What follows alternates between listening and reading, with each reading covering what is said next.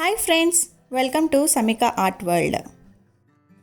Today I am going to show you some beautiful flowers which blooms itself. And to make these flowers we require a A4 size white paper, a black marker pen, a scissor, a brush, Fevicryl neon colors and Fevicryl acrylic colors. And now let's start how to paint the flowers now. I took normal A4 size white paper and then I loaded my brush with orange color and started doing a flower. But if you feel difficult in painting a flower directly, you can draw with any pencil and then paint it. Any flower pattern is fine, but make sure that all the petals should be separated from each other, so that it becomes very easy for cutting the petals. And the other point is, when the flower opens up by itself, all the petals will be seen very nicely and clearly. Now I am making a flower with the crimson color, and here I am not going to fill it, I am just giving a strokes. If you feel that the brush is not moving, then you can add a drop of water. I am not using any poster colors and watercolors for these flowers, because once you put the flowers in the water, the color will go off and the watercolor will also change. So that's why I have used only acrylic colors. The shape and the color of the flower, what you see now, remains the same even after you put it in the water. So that's why make sure that you use only acrylic colors.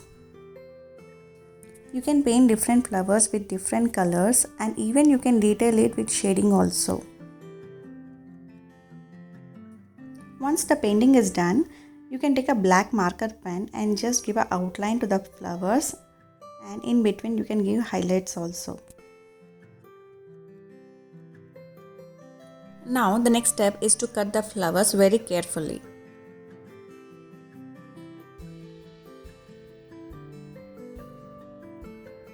Cut the flower exactly on the line. Be patient and cut very carefully. All the white part have to be cut. The reason is that once you put the flower in the water and when it blooms itself, it looks more natural. So that is the reason it has to be cut exactly. So this is how it looks. Cutting the flowers takes time, but the end result of this activity really gives a magical effect, and the flower looks very beautiful once it blooms by itself. And now cut the remaining flowers also. As you can see, I have made some more flowers. Here I have used different colors: peach, yellow color, red color, brown color, orange color, and even I have used neon colors also in between. And after completing, you need to highlight it with a black marker pen. You can make your choice of flowers.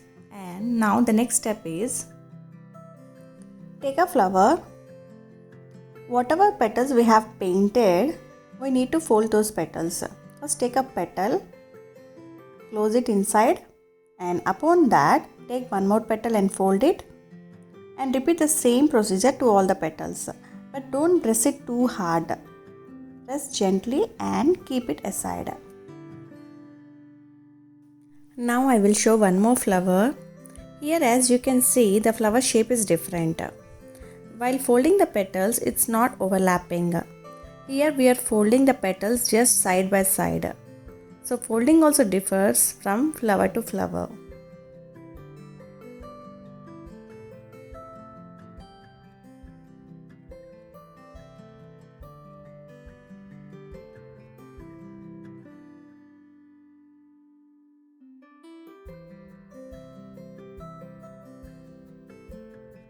I have completed folding all the flowers. And the next step is, take a plate which has little bit depth, or you can take the bowl which is more wider, and then pour water. Now take the flower, the flat base should be down and the petal should be in the upper direction. When you put the flower, it will just bloom out. And let's see how it works.